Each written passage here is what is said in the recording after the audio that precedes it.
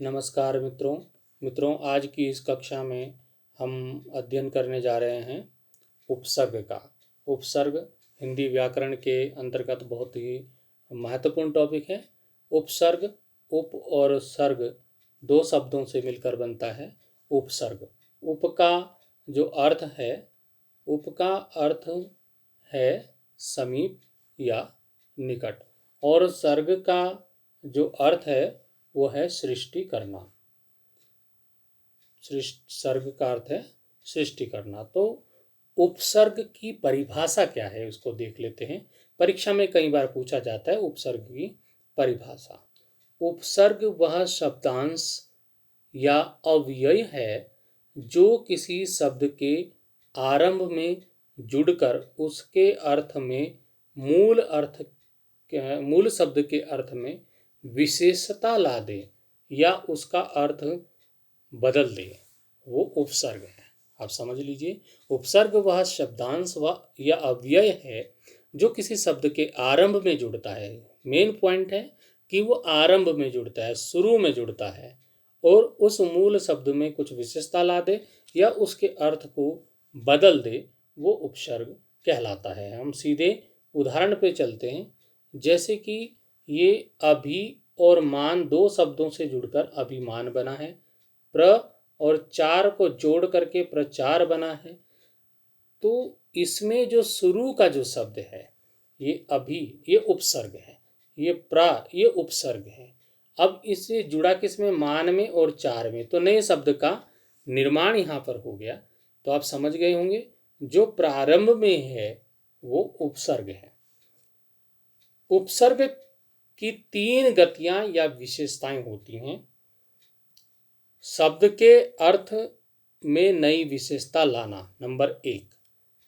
अब जैसे कि यहाँ पर हमारे पास जो शब्द है वो है बल, और हमारे पास उपसर्ग इसमें लगा प्र, तो ये क्या बना?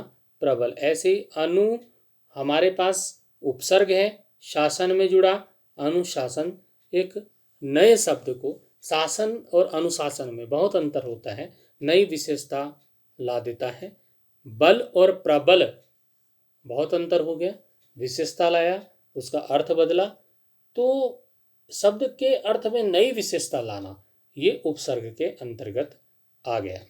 दूसरा जो विशेषता है वह है शब्द के अर्थ को उलट देना। जैसे कि अ और सत्य, असत्य बन गया। आप देखिए ये अ जो है ये सत्य में जुड़ा और इसको क्या कर दिया? झूठा बना दिया, असत्य कर दिया, उसका अर्थ बदल गया। सत्य सच होता है और असत्य झूठ होता है। तो अब इसी प्रकार से आप देखें कि यह अप और यश में जुड़ा। यश बहुत अच्छी चीज है और अपयश अच्छी चीज नहीं है। अपयश कोई भी नहीं चाहेगा कि मेरा अपयश हो, और यश सब व्यक्ति, हर व्यक्ति ये चाहेगा उसका यश मान सम्मान बढ़े। अब तीसरा जो इसमें बिंदु आता है वो है मित्रों, शब्द के अर्थ में कोई खास परिवर्तन ना करके मूलार्थ के इर्द गिर्द अर्थ प्रदान करना। जो मूल अर्थ है उसी के आसपास ही अर्थ को प्रदान करना। जैसे कि हमारे पास शब्द है वि और शुद्ध, तो विशुद्ध बना, तो उसी के आसपास का शब्द बना, उसके अर्थ को नहीं बदला, अर्थ में कोई खास परिवर्तन नहीं किया। ऐसे परि और भ्रमण, परिभ्रमण, उसी के आसपास ही अर्थ दे रहा है। तो इस प्रकार से ये तीन गतियां हमने बताई। उपसर्ग शब्द निर्माण में बड़ा ही सहायक होता है, और एक ही मूल शब्द विभिन्न उपसर्गों के योग से विभिन्न अर्थ प्रकट करता है। इस चीज को आप देखिए कि जैसे आप यहाँ पर देख रहे हैं, हमारे पास कुछ उदाहरण यहाँ पर दिए हैं। प्रहार से जो शब्द बना वो प्रहार है, और इसका मतलब होता है चोट करना। अब हमारे पास शब्द देखिए यहाँ पे हार, हार, हार। ये हार शब्द अलग अलग उपसर्ग से मिल करके अलग अलग शब्दों का निर्माण करता है। प्र से मिला तो ये बना प्रहार, जिसका अर्थ होता है चोट करना। आ से मिला तो बना आहार, जिसका मतलब होता है भोजन। और वही हार जब सम से मिला तो वो संहार हो गया, और संहार का मतलब होता है नाश करना, नाश हो जाना, नष्ट हो जाना। इसी प्रकार से बहुत सारे शब्द यहाँ पर आपको मिल सकते हैं, जैसे कि वी और हार, परि और हार, उप और हार, उत और हार। हार एक ही है, शब्द हार हमारे पास एक ही है और वो अलग अलग उपसर्गों से जुड़ रहा है। जैसे कि आप देखिए यहाँ पे वी उपसर्ग से जुड़ा तो क्या बना, विहार बना, और जिसका अर्थ हुआ मनोरंजनार्थ, यत्र तत्र घूमना। ऐसे हमारे पास परि उपसर्ग से हार बना तो परिहार, जिसका मतलब होता है अनादर, तिरस्कार। उप से हार बना तो उपहार, सौगात, और उत में हार जुड़ा तो उद्धार हो गया, मोक्ष की प्राप्ति हो गई, मुक्ति मिल गई। हिंदी भाषा में 3 प्रकार के उपसर्गों का प्रयोग होता है। हम उपसर्ग पूरा डिटेल में तो नहीं जाएंगे, लेकिन आपको बता दें कि हिंदी भाषा में 3 प्रकार के उपसर्गों का प्रयोग होता है। संस्कृत के उपसर्ग, कुल 22 उपसर्ग संस्कृत के हैं। ये कभी प्रश्न पूछा जाए तो आप इसका उत्तर दे पाएंगे। हिंदी के अपने जो उपसर्ग हैं वो कुल 10 उपसर्ग हैं, और विदेशी भाषा से आए हुए विदेशज जो उपसर्ग हैं वो कुल 12 उपसर्ग हैं। और इस तरह से उपसर्गों की संख्या आपके सामने आ गई। मित्रों, अब आपने उपसर्ग को अच्छे प्रकार से समझ लिया होगा। मित्रों, हमारी जो प्रतियोगी परीक्षाएं होती हैं उनमें उपसर्ग से संबंधित प्रश्न पूछे जाते हैं। और वह प्रश्न कैसे होते हैं? प्रश्न में 4 विकल्प दिए रहते हैं, उनमें से हमको उत्तर छांटना होता है। इसी प्रकार की प्रश्नावली को लेकर मैं आपके सामने यहाँ पर उपस्थित हूँ। आज हम इन प्रश्नावली को, जो हमने अभी उपसर्ग का अध्ययन किया, उसके आधार पर हम यहाँ पर हल करने जा रहे हैं प्रश्नावली को। तो 4 विकल्प हैं। आप इसका अभ्यास करेंगे तो निश्चित रूप से आप जो परीक्षाएं हैं, चाहे पुलिस भर्ती हो या अन्य कोई परीक्षाएं हैं, वीडियो की परीक्षा हो, सचिवालय वाली परीक्षा हो, तो किसी भी प्रकार की जो परीक्षाएं हैं उनको, अभी अग्निवीर की भर्ती की परीक्षा होगी, तो किसी भी प्रकार की परीक्षाएं जहाँ पर हिंदी के प्रश्न उपसर्ग आएंगे तो आप निश्चित रूप से उनको कर पाएंगे। हम बात करते हैं प्रश्न संख्या 1 की। तो प्रश्न संख्या 1 है, अत्याधुनिक शब्द में कौन सा उपसर्ग है? अब इसमें उत्तर यहाँ पर आपके सामने आपको दिखाई दे रहे होंगे। हमारे पास ए है अ, बी है अति, और सी है अप, और डी है अव। कौन सा इसमें उपसर्ग लगा है? तो मित्रों, इसका जो सही उत्तर है वो है बी, अति। अति उपसर्ग का यहाँ पर प्रयोग किया गया है। अगले उसमें चलेंगे। अभिमान एक शब्द है, अभिमान में कौन सा उपसर्ग लगा? अभी हमने बताया था थोड़ी देर पहले। तो यहाँ पर हमारे पास ए है अधि, बी है आवी, सी है अ, और डी है अभी। तो जो डी वाला जो है इसका सही उत्तर होगा। जो शब्द के शुरू में लगता है वो उपसर्ग है। तो अभिमान में अभी और मान 2 शब्दों से मिलकर बना है, तो अभी जो शुरू वाला है वो इसका उपसर्ग सही उत्तर होगा। हमारे पास तीसरा जो है वह है अनुवाद। अब इसमें बताना है कि उपसर्ग क्या होगा। आप समझ ही गए होंगे कि मैंने अभी क्या बताया। अभी मैंने बताया कि उपसर्ग होता है प्रारंभ वाला, तो अनु और वाद 2 शब्दों से मिलकर बना है, तो इसका ए वाला उत्तर सही होगा, अनु। अनु इसमें क्या हो गया? उपसर्ग हो गया। तो इसी प्रकार से आपको परीक्षा में करना, बहुत कठिन तो है नहीं। अब हमारे पास आया है अवतार, एक शब्द आया है। अब अवतार में कौन सा उपसर्ग है? तो अवतार में उपसर्ग कौन सा होगा? अभी जैसे मैंने पिछले प्रश्न को बताया, अवतार 2 शब्दों से मिलकर बना है, अव और तार। तो यहाँ पर इसका सही उत्तर क्या हो जाएगा? सी वाला हो जाएगा इसका उत्तर। अवतार में अव जो है उपसर्ग है।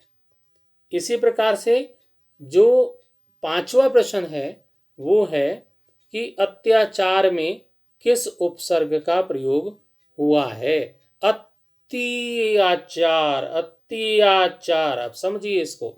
तो अति जो उपसर्ग है वो इसमें प्रयोग हुआ है, बी वाला अति, समझ रहे हो ना। इसी प्रकार से अनुचर, आपको दिखाई दे रहा होगा, अनु और चर में दो इसमें शब्द हैं, तो इसका सही उत्तर आप देखिए, ए होगा अप, बी होगा अव, सी होगा अनु और डी होगा अति। तो आप समझ रहे होंगे इसका उत्तर क्या होगा, सी वाला अनु। आप कह रहे होंगे बिल्कुल आसान प्रश्न लेके आया हूँ। आसान प्रश्न नहीं लेके आया हूँ, कन्फ्यूज हो जाते हैं जब परीक्षाओं में जाते हैं। आप यहाँ पर आसानी से समझाएंगे तो वहाँ आपको कोई भी परेशानी नहीं होने वाली। अभी मैं लेके आया हूँ आपके पास अधीश। अधीश में कौन सा उपसर्ग है? अति है, अधि है, अ है या अनु है? तो साफ दिखाई दे रहा, अधि है, बी वाला सही है, बिल्कुल करेक्ट, बी अधि सही है। अब है अभिशंसा, इसमें कौन सा उपसर्ग है? बी वाला है, अभी है, बिल्कुल आसान, आप आराम से कर सकते हैं। अवलोकन, अवलोकन कौन सा है? अवलोकन में बी, अव इसमें उपसर्ग है, बिल्कुल आसान, बिल्कुल। अभिभावक, अभिभावक अभी और भावक से मिलकर बना है, तो अभी इसका क्या हो जाएगा? उपसर्ग हो जाएगा। ठीक है, अब चलते हैं अगले प्रश्न में। अध्ययन, अध्ययन एक शब्द है हमारे पास, इसमें कौन सा उपसर्ग होगा? अ होगा, अति होगा, अधि होगा, अप होगा, बिल्कुल साफ दिखाई दे रहा, अधि इसमें उपसर्ग होगा। 12वां प्रश्न है अपहरण, दिखाई दे रहा, अप और हरण से मिलकर बना है, कौन सा उपसर्ग होगा? अप, सी वाला सही होगा, अपहरण, जो शुरू में है, मैंने पहले ही बताया, जो प्रारंभ में है। अब हम 13वें प्रश्न पे चलते हैं। 13वां प्रश्न, उल्लंघन में कौन सा उपसर्ग है? अ, आ, उत और उप, बताइए कौन सा उपसर्ग है? तो 13वें प्रश्न में कौन सा उपसर्ग है? उत उपसर्ग है। यहां पर देख लीजिए कौन सा उपसर्ग है? उत। उल्लंघन में उत उपसर्ग है। उन्मेष एक शब्द है 14वें प्रश्न में, इसमें किस उपसर्ग का प्रयोग हुआ है? तो उन्मेष में उप है, उद है, या अपी है, या अभी है। अब आसान आने बंद हो गए मित्रों। उन्मेष में कौन सा होगा, ये सोचने पे मजबूर करेगा आपको। अगर ये परीक्षा में आया तो आपको अभी लग रहा होगा कि मैं आसान आसान प्रश्न दे रहा हूं, अब थोड़ा देखिए। अब इसमें कौन सा उपसर्ग है? दिमाग पे जोर डालिए। उप है, उद है, अपी है, अभी है। मैं बता देता हूं मित्रों, इसमें बी है, उद। उद इसका उपसर्ग है। कैसे है ये अलग से फिर किसी दिन वीडियो बनेगा, तब इस तरह के हम फिर अध्ययन करेंगे। अभी इस कक्षा में हम सिर्फ आपको बता रहे हैं किस तरह के प्रश्न आते हैं। प्रश्नावली है। उज्ज्वल एक शब्द है, आप उज्ज्वल देख लीजिए किस प्रकार से लिखते हैं। वर्तनी में भी अशुद्धि करते हैं बच्चे लोग।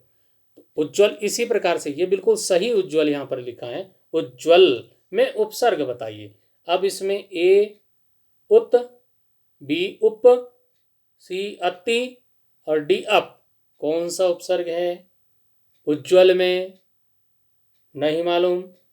15वें प्रश्न का जो उत्तर है वो ए वाला होगा, उत्ज्वल, उज्ज्वल। तो 15वें का क्या हो जाएगा? ए वाला सही हो जाएगा। अब आ गया 16वां प्रश्न है उपासना। उपासना में कौन सा उपसर्ग प्रयुक्त हुआ है? उपासना, यहाँ तो आपको आसान लग रहा होगा। उपासना में कौन सा है? 16वें प्रश्न में ये तो साफ दिखाई दे रहा, उप यहाँ पे दिखाई दे रहा, उपासना, उपासना। तो ये तो हो गया इसका उत्तर। उज्जयिनी, उज्जयिनी ये एक शब्द है। अब इसमें कौन सा उपसर्ग है? उप है, अप है, अपी है, या उत है? तो इसमें अंतिम वाला डी वाला जो इसका सही उत्तर है, उत। दुर्जन एक शब्द है, दुर्जन में कौन सा उपसर्ग है? उद, उप, दुर्, दुष। तो आप दिखाई दे रहा है आपको सही उत्तर क्या है इसका? इसका सही उत्तर है दुर, दुर्जन, दुर्जन, दुर। इसका जो सही उत्तर होगा दुर हो जाएगा। अब 19वें प्रश्न पे चलते हैं। अब दुर में ही फिर आ गया दुर्योधन। एक दुर्जन था और दुर्जन कौन था? दुर्योधन था। तो दुर्योधन शब्द का उपसर्ग भी दुर ही होगा, इसका भी दुर होगा दुर्योधन का, ध्यान रखिएगा। तो ये दुर वाले में दुर्योधन या दुर जो भी है इसमें इस प्रकार का आएगा। अब हम प्रश्न संख्या 20 पे चलते हैं। हमारा जो 20वां प्रश्न है वो है दुष्परिणाम में किस उपसर्ग का प्रयोग हुआ है? दुष्परिणाम एक शब्द है, इसमें किस उपसर्ग का प्रयोग हुआ है? दुष, दुष्परिणाम, तो दुष हो जाएगा, ये ध्यान रखिए। दुष्परिणाम में दुष उपसर्ग हो जाएगा। ऐसे 21वां प्रश्न निर्भिमान, निरभिमान में कौन सा उपसर्ग है? निर्भिमान क्या हो जाएगा? 21वां प्रश्न है, कौन सा होगा? ए वाला होगा। ए वाला कौन सा है? निर, दुर, दुस, निर, इस तरह के उपसर्ग पूछे जाते हैं बहुत। निपुण में उपसर्ग, ये अभी एक परीक्षा में देख रहा था मैं, तो ये निपुण शब्द पूछ लिया था कि निपुण में कौन सा उपसर्ग है, ये भी पूछा था एक परीक्षा में। तो आपको आंसर यहाँ पर दिखाई दे रहे, 4 आंसर आपके पास यहाँ पर सामने हैं। तो निर, नी, अनु, अति, तो इसका नी हो जाएगा, बी वाला निपुण, निपुण में नी उपसर्ग हो जाएगा। अब यहाँ पर दूसरा आ गया निश्वास। 23वां प्रश्न है, इसमें कौन सा उपसर्ग है? निश्वास में कौन सा उपसर्ग है? तो इसमें ध्यान रखिएगा, ये निश्वास है, नि और 2 बिंदी लग करके श्वास है। निश्वास जहाँ पर होता है वहाँ पर निस वाला उपसर्ग लगता है। अब निश वाला कौन सा है इसमें? आपको सी वाला जो है निश, जहाँ पर ये नी 2 विसर्ग बिंदु लगे हैं वहाँ पे निश का प्रयोग होता है।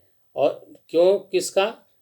क्योंकि इसके आगे श भी है तो निश लगेगा, और अगर इसकी जगह रा होता तो निर, तब हमारा निर होता, लेकिन यहाँ पर निर नहीं होगा, ये नहीं होगा, ये वाला होगा, ये सही होगा। तो अब आ गया निस्तेज, वही बात आ गई जो अभी हम बोल रहे थे। तो निस्तेज में उपसर्ग कौन सा होगा? अब निश, अब ये स आ गया तो अब ये निश हो जाएगा, डी वाला हो जाएगा।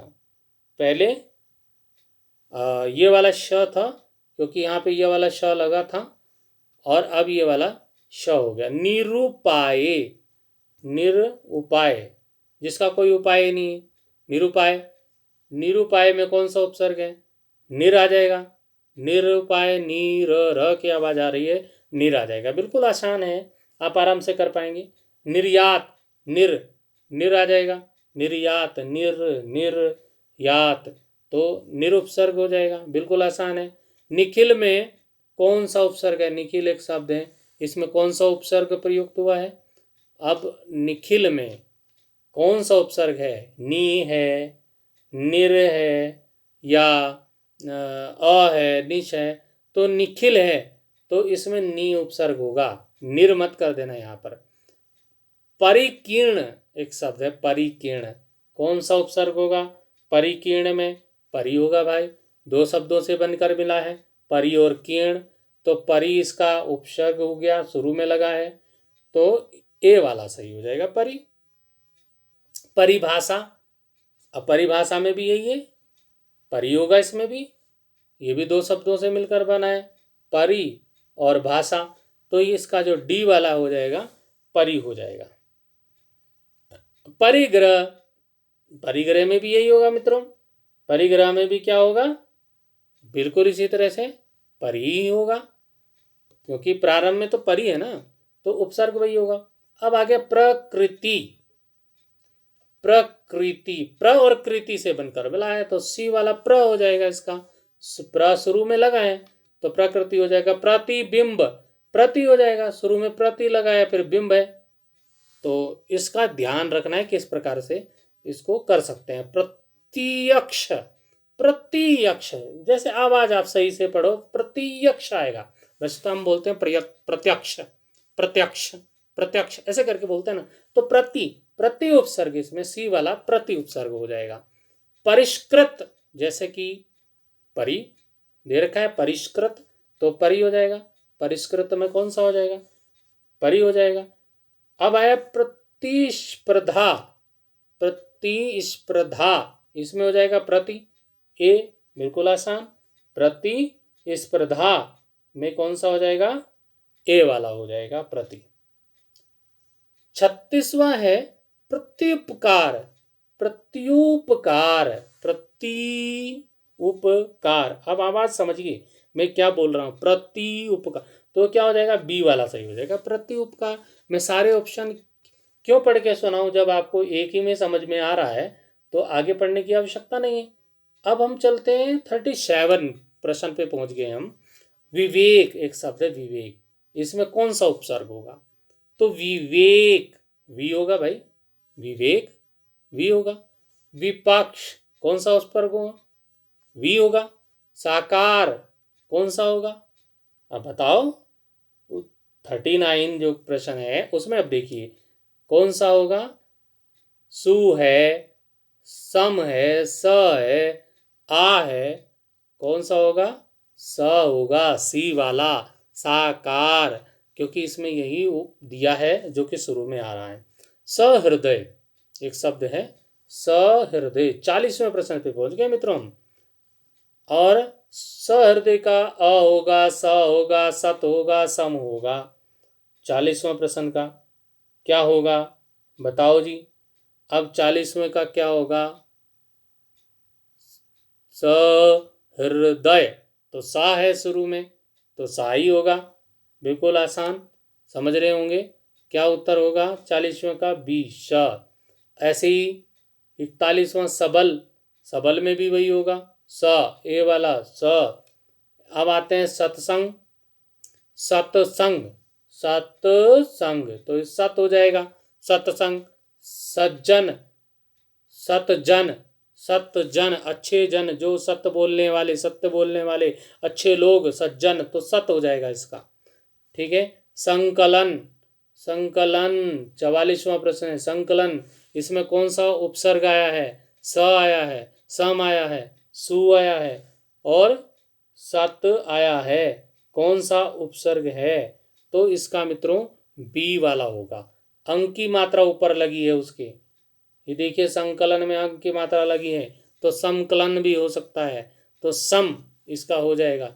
समारोह, समारोह में कौन सा उपसर्ग है? तो मित्रों इसका बी हो जाएगा सम आरोह, सम आरोह। समाविष्ट 46वें प्रश्न में समाविष्ट, इसका क्या बनेगा? सम सत सम, स सत सम सु, कौन सा वाला हो जाएगा? तो इसका सी वाला हो जाएगा, इसमें भी सम, समाविष्ट। स्वदेश में कौन सा उपसर्ग होगा? स्वदेश, ध्यान दीजिए, स्व शुरू में ही दे रखा ए, तो स्व हो जाएगा। स्वावलंबन में कौन सा उपसर्ग होगा? तो स्वावलंबन में कौन सा होगा? 48वें प्रश्न में आपके पास दे रखे हैं, स्वा दे रखा है, सु है, सत है, सम है, तो इसका क्या हो जाएगा? शुरू वाला ए वाला स्व हो जाएगा। इसी प्रकार से 49 जो प्रश्न है, अलविदा, अलविदा में कौन सा उपसर्ग है? अ है, अन है, अल है, एन है। तो ये जो है हमारा 49 वाला क्वेश्चन है, तो इसका अल हो जाएगा। शुरू में ही देखिए, मैंने शुरू में ही आपको बताया कि जो शुरू वाला है वो उपसर्ग होता है जो शुरू में लगा, तो सी हो गया अल। एन वक्त में कौन सा उपसर्ग है? तो एन, शुरू में एन दे दिया, तो एन वक्त में कौन सा हो जाएगा? एन वाला ही होगा, तो क्या हो जाएगा इसमें? एन, एन वक्त में हो जाएगा एन। तो इस तरह से हमने 50 क्वेश्चन बहुत हैं मेरे हिसाब से, वैसे और भी हैं मेरे पास, तो केवल 50 प्रश्नों की मैं प्रश्नावली अभी यहाँ पे हल करा रहा हूँ। वीडियो बहुत लंबा होता जा रहा है, मेरे हिसाब से उपसर्ग को आप अच्छे प्रकार से समझ गए होंगे, और उपसर्ग से संबंधित प्रश्न अगर परीक्षा में आया तो निश्चित रूप से आप 100% मार्क्स प्राप्त करेंगे। और मेरी आपके साथ शुभकामनाएं हैं। इन्हीं शुभकामनाओं के साथ धन्यवाद, फिर मिलेंगे।